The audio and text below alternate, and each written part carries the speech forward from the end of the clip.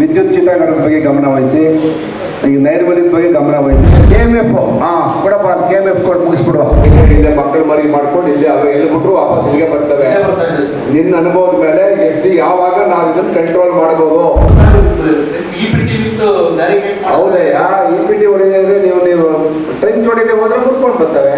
ಹೌದು ಸರ್, ಬರ್ತದೆ ಸರ್. 5 ರೂಪಾಯಿ, ಕನಿಷ್ಠ 5 ರೂಪಾಯಿನ ಹಾಲು ಉತ್ಪಾದಕರಿಗೆ ಜಾಸ್ತಿ ಬೆಲೆ ಕೊಡಬೇಕು. 2,60,000 ನಾವು ಪ್ರತಿ ದಿನ ರೈತರಿಗೆ 84 ಲಕ್ಷ ರೂಪಾಯಿ ಪೇಮೆಂಟ್ ಮಾಡ್ತಾ ಇದ್ದೀವಿ ಪ್ರತಿ ದಿನ. ಇನ್ನು 5 ರೂಪಾಯಿ ದುಡ್ಡು ಪ್ರತಿ ತಿಂಗಳು ನಾವು 3 ಕೋಟಿ ರೂಪಾಯಿ ಅಷ್ಟು ನಾವು ರೈತರಿಗೆ ವಿಲೇವಾರಿ ಮಾಡ್ತಾ ಇದ್ದೀವಿ. ಎಲ್ಲ ಬಂದಿದ್ಯಾ? ಎಲ್ಲ ಬರ್ತಾ ಇದೆ ಸರ್.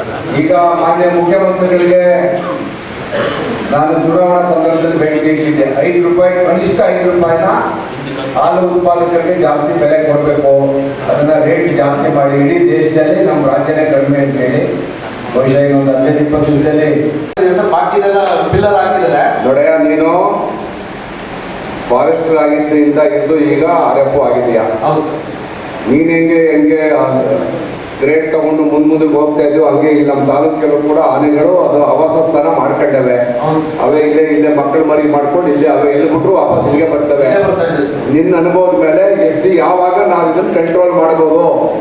ಈಗ ನಿನಗೆ ವರ್ಕ್ ಬೆಳಗ್ಗೆ ಅಂದಾಜು ನಿನಗೆ ಗೊತ್ತಿದೆ.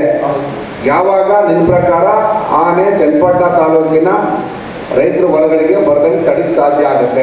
ಫೆನ್ಸ್ ಮತ್ತೆ ಸೋಲಾರ್ ಮುರ್ಕೊಂಡು ಬರ್ತಾ ಇದೆ ಸರ್. ಅದರಲ್ಲಿ ದೊಡ್ಡ ಫೆನ್ಸು, ನಮ್ದು ಆಫ್ರಿಕನ್ ಫೆನ್ಸುವೆ. ಹೌದು ಸರ್, ಅದನ್ನು ಮುರ್ಕೊಂಡು ಬಂದಿದೆ ಸರ್. ಮೊನ್ನೆ ತಗೊಂಡು ಹೊಡೆದಿದ್ವಿ. EPT with barricade. ಹೌದಯ್ಯ, EPT ಹೊಡೆದ್ರೆ ನೀವು ಟ್ರೆಂಚ್ ಹೊಡೆದೇ ಹೋದ್ರೆ ಮುರ್ಕೊಂಡು ಬರ್ತವೆ. ಹೌದು ಸರ್, ಬರ್ತದೆ ಸರ್. ಈಗ ನೀವು ಟ್ರೆಂಚ್ ಹೊಡಿತಾ ಇಲ್ವಾ? ಮುಂದೆ ಕೊಡ್ರಪ್ಪ. ಏನ ಸಮಸ್ಯೆ ಇದೆಯಾ? OTP ಅಂತ ಅಂದ್ರೆ ಸರ್, ಬಯೋಮೆಟ್ರಿಕ್ ಕೊಟ್ರೆ ಜನ ವೈಕಲ್ಯರು ಮತ್ತೆ ಬೆಡ್ರಿಡನ್ನು ಸರ್ ಈ ಮಂತ್ನಿಂದ ಸ್ಟಾರ್ಟ್ ಮಾಡವ್ರೆ. ಇದರಿಂದ ಸ್ವಲ್ಪ ಜನಗಳಿಗೆ ಸಮಸ್ಯೆ ಆಗ್ತಿದೆ ಸರ್, ಹುಷಾರಿಲ್ಲ ಇವ್ರಿಗೆ, ವೈಕಲ್ಯರಿಗೆ. ಅದಕ್ಕೆ ಆಲ್ಟರ್ನೇಟ್ ಮಾಡಿದ್ದೀರಿ? ಆಲ್ಟರ್ನೇಟ್ ಏನು ಮಾಡಿಲ್ಲ ಸರ್. ಕ್ಯಾಮ್ರಾ, ಐರಿಸ್ ಕ್ಯಾಮ್ರಾದಲ್ಲಿ ಕಣ್ಣೊಂದು ಫೋಟೋ ತೆಗೆದು ಕೊಡಿ ಅಂತ ಹೇಳ್ತಾರೆ. ನೀವು ನಿಮ್ಮ ಮೇಲ್ಧಿಕಾರಿಗಳಿಗೆ ಗಮನಕ್ಕೆ ತರಬೇಕು, ಸಮಸ್ಯೆಗಳಿಗೆ ಅದಕ್ಕೆ ಪರಿಹಾರ ಕಂಡುಕೋಬೇಕು. ಆಯ್ತು, ನೋಡೋಣ ಅದೇನಂತ. ಇಲ್ಲಿ ಕೊಡಿ.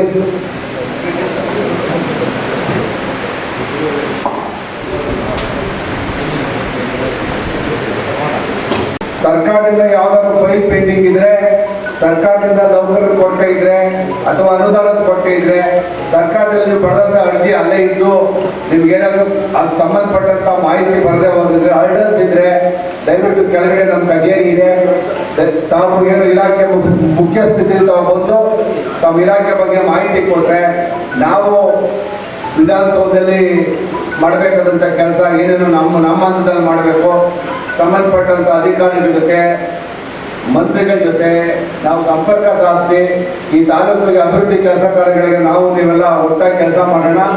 ಪ್ರಾಮಾಣಿಕವಾಗಿ ಏನು ಈ ತಾಲೂಕಿಗೆ ಒಳ್ಳೆ ತಾಲೂಕು, ಆದರೆ ಅಭಿವೃದ್ಧಿ ವಿಚಾರದಲ್ಲಿ ಬಹಳ ಅದು ಇದು ಎಲ್ಲ ಜನ ಕೋಪು ಆಡ್ತಾ ಇರ್ತಾರೆ. ಏನು ನಾವು ಸ್ಪೀಡ್ ಮಾಡಬೇಕು, ಸರ್ಕಾರಿ ಕೆಲಸ ಕಾರ್ಯಗಳನ್ನ, ಪ್ರೋಗ್ರಾಮ್ಗಳನ್ನ ಜನಗಳಿಗೆ ತಿಳುವಳಿಕೆ ಕೊಡೋದ್ರ ಮುಖಾಂತರ ಜನಸ್ನೇಹಿಯಾಗಿ ಕೆಲಸ ಮಾಡ್ತಾರೆ. ನೀವೆಲ್ಲ ಸಹಕರಿಸಬೇಕು ಅಂತ ತಮ್ಮನ್ನ ಕೋರ್ಕೊಳ್ತಾ, ಇದು ನನ್ನ ಮೊದಲನೇ ಸಭೆ. ಅಧಿಕೃತವಾಗಿ ಮುಂದೆ ನಾವು ಇಲಾಖಾವಾರು ಸಭೆಗಳನ್ನ ಮಾಡೋಣ. ಯಾಕಂದ್ರೆ ಈ ಗುಂಪಲ್ಲಿ ಮಾಡಿದಾಗ ಒಂದು ಇಲಾಖೆ ಪ್ರಶ್ನೆ ಮಾಡ್ತಾ ಇದ್ದೀವಿ, ಬೇರೆಯವರು ಸುಮ್ಮನೆ ಕೂತಿರ್ತೀವಿ. ಇದು ಪರಿಚಯದ ಸಭೆ ಆದ್ರಿಂದ, ಮೊದಲನೇ ಸಭೆ ಆದ್ರಿಂದ ಮುಂದಿನ ಸಭೆಗಳನ್ನ ಇಲಾಖಾವಾರು ಸಭೆಗಳನ್ನ ಮಾಡ್ತೀವಿ. ತಾವು ತಯಾರಿರಬೇಕು, ಸಮಗ್ರವಾಗಿ ಚರ್ಚೆ ಮಾಡಬೇಕು. ಈ ತಾಲೂಕನ್ನ ಅಭಿವೃದ್ಧಿ ಪದ್ಧತಿ ತಗೊಂಡೋಗ್ಬೇಕಾದ್ರೆ ನಾವು ನೀವೆಲ್ಲ ಒಟ್ಟಿಗೆ ಕೆಲಸ ಮಾಡಬೇಕು ಅಂತ ಹೇಳ್ತಾ ತಮ್ಮೆಲ್ಲರಿಗೂ ಒಂದು ನನ್ನ ಮಾತನ್ನು ಮುಗಿಸ್ತೀನಿ. ನಮಸ್ಕಾರ.